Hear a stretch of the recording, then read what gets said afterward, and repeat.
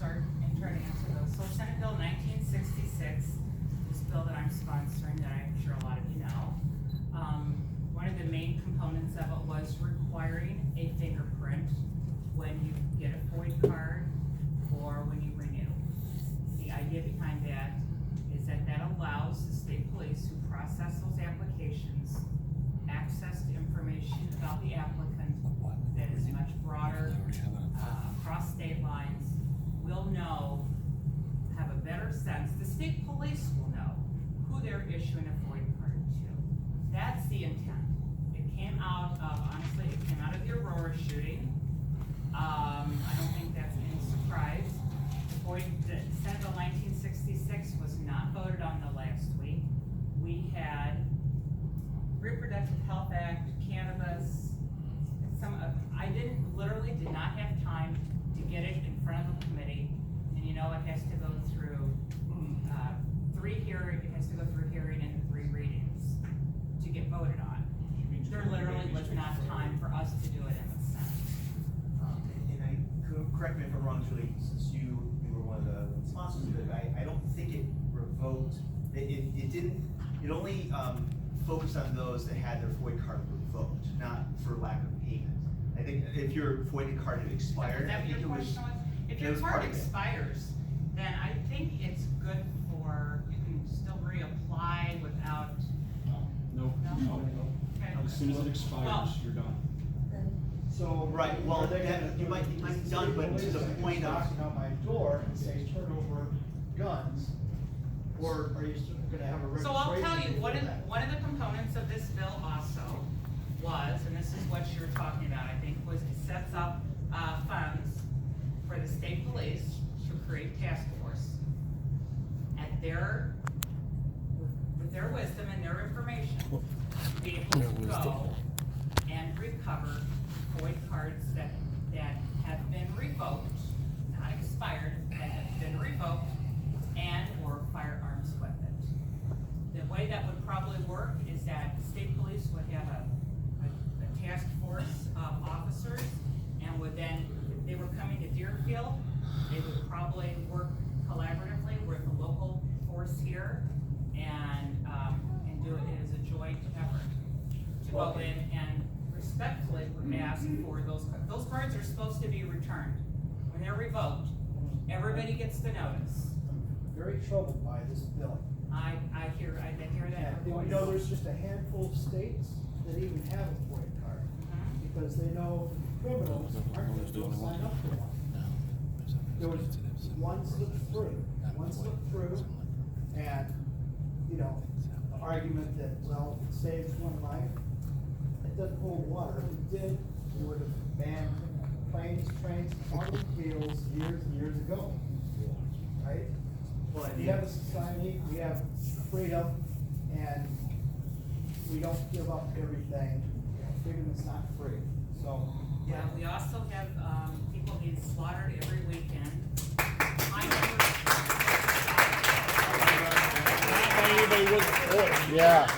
Yeah. How many of those have FOID? Yeah. Everybody Is that gonna tries fix to- Chicago? Hey, you know what? We've been Remember, respectful. everything's been really good so far, so let's keep it up.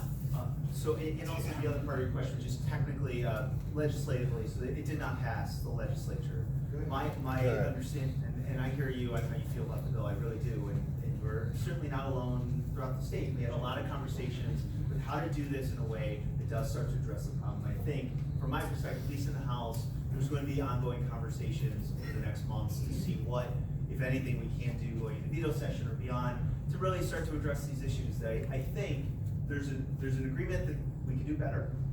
I think the question is, what do we do? So there is a status, I'll tell you the status of the bill, which is it passed the House, it came to the Senate. It has an extension on it now, a time extension. So this bill can literally be voted on during veto in the Senate and go to the governor's desk, or I can hold it and do it in January, February, March, April, May. This bill is alive for the whole session, and we have 2-year sessions. Please reject. So, the gentleman in the blue checkered, yes, Thank you. please tell me. My name is Ben Ferdinand. I have a slightly different question about firearms legislation. A lot of the bills that have been proposed have some very technical aspects to them that are really critical to the issue that's being debated. For example, the assault weapons bill that was proposed last year has very technical definitions in there that have a tremendous impact on gun owners across the state. They'll impact tens of thousands, if not millions of gun owners. During a previous meeting here, when Congressman was here, the question was asked about the definition of assault weapons, which respectfully, maybe you're not able to answer. I was wondering what you've done in the meantime to educate yourself on the technical aspects of firearms and the firearms industry.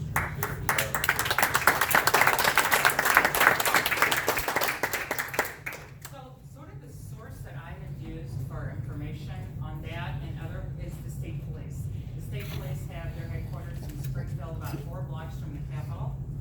And I have worked with their folks that they send to the Capitol to work on legislation with us to help me understand that better. Can I ask a follow-up question?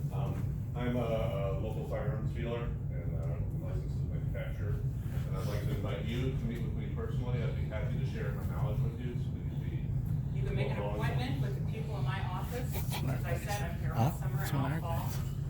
Please follow up. Okay. And again, I would reinforce that, Julie's office is in Deerfield, mine's in Highwood. Our staff, some of our staffs are here. We are available going into the summer and beyond, now that we're back in Springfield, and we do hope to be there. I don't think any of us firearms owners have problem with the database information, but it's just a database. So why can't the database that has the fingerprints be merged with the people's names? It's the whole fingerprint aspect. You're making us pay to get fingerprints. Is it That's the the real question. cost that There's is? a cost issue. So and- that's a once in a lifetime fingerprint. And I would ask you, what do you spend for a firearm when you go to the? That's not the point, it's a constitutional right, so then I'll ask this question, you're trying to ensure safety. So, what your party is against voter IDs, as far as I understand, and I believe you probably both are against voter IDs, so why don't you require the same thing? Or why don't we even go one step further and require fingerprints to vote? Because you're requiring something for a constitutional right. Yeah. That's the biggest thing. Or welfare. The people's names are on the fingerprints. So then merge those databases, Well, you've got that information. Concealed carry now you already can do a fingerprint for concealed carry. Okay, but that's just a part of it. So that, optional. it is optional right now. That's optional. So one of the things, Lake County Sheriff has been working on this issue, and similar to Julie, I'm trying to learn as much as I can about, but not just FOIA, but concealed carry and the impact on legal gun owners, because at the end of the day, it's about making the situation as safe as possible, really. So the question that came up for Lake County Sheriff was that we had individuals, and he talks about this, so I'm stealing his story, so forgive me, Sheriff, but essentially there was an individual who had legally changed their name specifically to avoid being tracked in the system as having their FOIA card revoked. So because they were identified, there was somebody who was an informant who would share that person's name, new name, with law enforcement. That was the only way they found that this person should not have had possession of this firearms.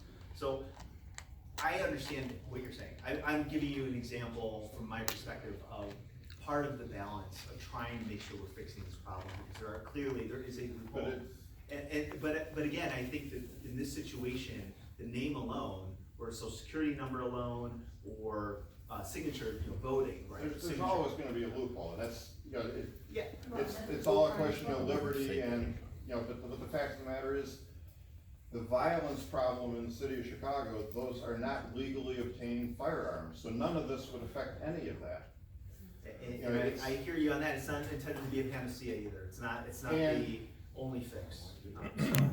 That isn't even affecting, yes, it's in our state, but neither of you represent where the violence is, nor does Congressman Schneider. We're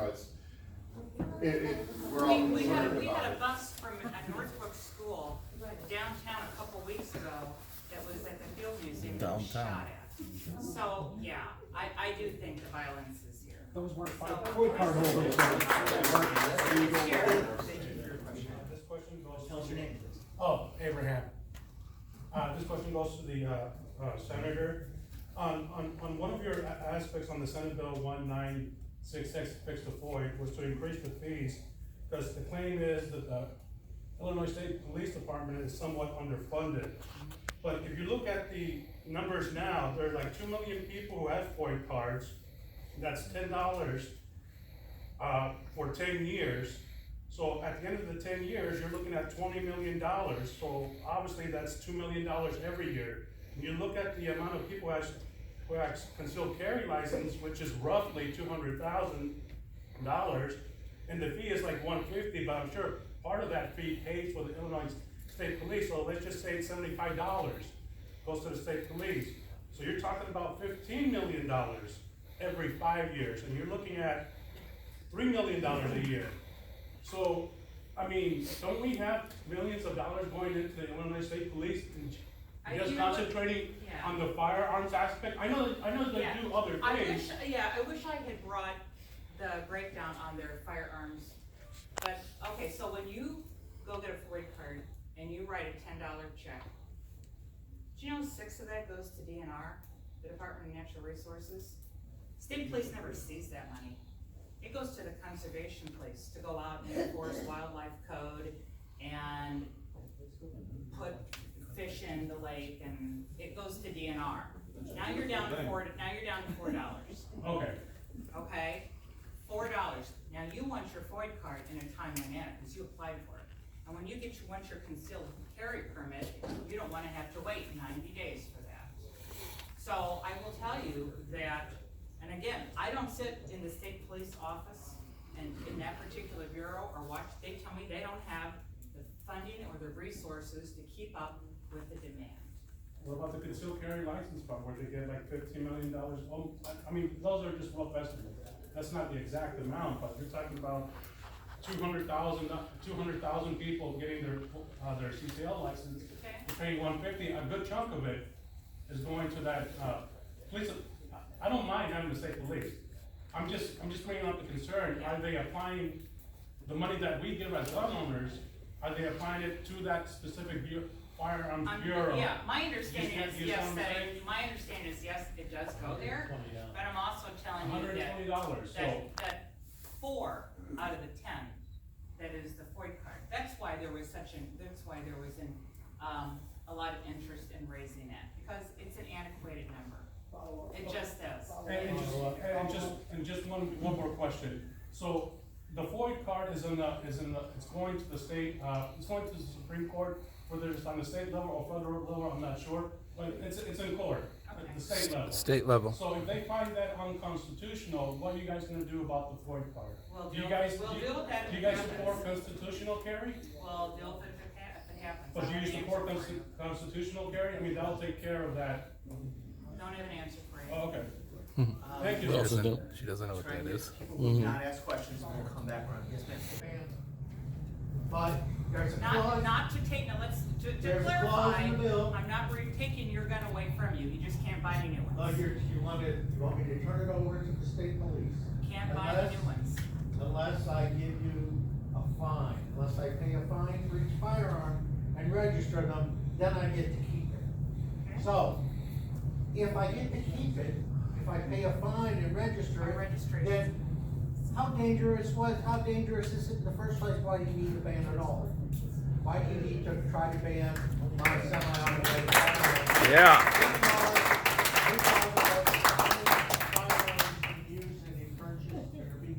Well, you've just maybe changed my mind. Maybe we won't have a fine, at all, maybe we'll just be a confiscation, and we won't have to worry about you paying the fine. Good luck with that. Come get some. Why are we taking away constitutional rights? Hold on. What other rights are we gonna take away? I would like to ask a question. So I think generally speaking, with the way that the state government regulates, we disincentivize behavior based on fines, penalties, and criminal activity and criminal enforcement. There's a whole escalation based on anything we do. things that ordinarily, again, confiscation of weapons for mental, this is a conversation, right? So the ways in which we talk about the rights that we have with limits. So to me, having a fine is a penalty for those that are not operating legally if we pass a law, whatever the topic is. Yeah. So again, you asked a question. Bill has a fine of $25 per firearm to get to keep it. It's a registration. That's a fine. That's a How do you registration. Registration Hold on. I bought them legally. You can't retroactively tax me for them. That's not a fee, that's a fine, that's a penalty. Well, And it's- I would say that we have automobiles, cars. That's a privilege, not a right. So, thank you. And I'm sorry if I did not get to you earlier, honestly, that was on me, so I apologize. They already lost that debate in this building. So, sir in the back, with the button down in white, blue shirt. My name is Les Skokin. I live in Forest Park. This question is for Senator Morrison. Every year we have 30 to 36,000 gun deaths in America. By the numbers, 65% of that are suicides. 20% of that are related to gang violence. 5% of that are police officers now shooting the gang members that got their guns illegally. Then you have 3% which are accidents. If you're doing the math, that's 93% of gun deaths. The bills that you're supporting don't seem to address gangs, suicide, accidents. You're punishing gun owners for what a couple of people did. And ultimately, I'd like to see the first arrest for gun trafficking in Illinois. 60% of the guns that come in here illegally end up in the hands of the gangs. And we have not had one arrest. They don't have any FOIA cards either. Why am I being punished for what the gang did? Why am I being punished for what some psycho did? We aren't addressing mental health issues. We're not addressing gangs. Could you please address the gun trafficking into Illinois rather than make us all pay money, have the police kick down doors of otherwise law-abiding citizens? Yeah.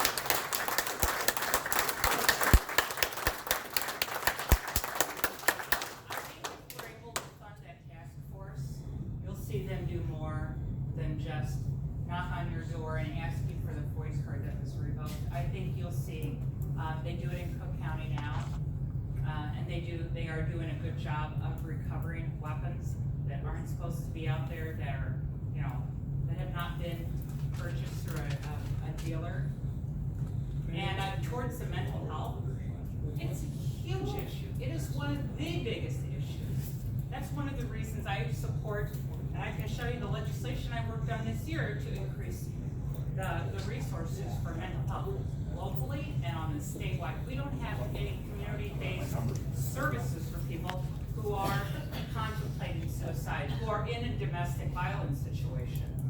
You're right. In terms of the numbers, that is a huge portion of the shootings. And why are we legalizing non-partisan violence? Last statement. And then Last we'll get statement. Yeah. When I need to get a passport, I can pay extra money to expedite it. Could we try to fund some of these initiatives by allowing us to expedite a FOID card, for example, in a week instead of a month? Would And expedite it until you be willing to do that? You think I that's a would, good I idea? would have I paid did. $200 to get my FOID card in a week. You would do that? Yes. Absolutely. I paid for a fingerprint. Amazon has taught us that if you pay more to get things faster, Okay. everyone makes money, everyone wins. And a fingerprint? I already got fingerprint. Okay. And, All right. sir, I did not call you either. It's the last question that, yes, sir, in the black polo. My apologies for getting you to. Last Not question. at all, it's Brett. always good. Hopefully this won't get the gun owners too excited, but to me, the big elephant in the room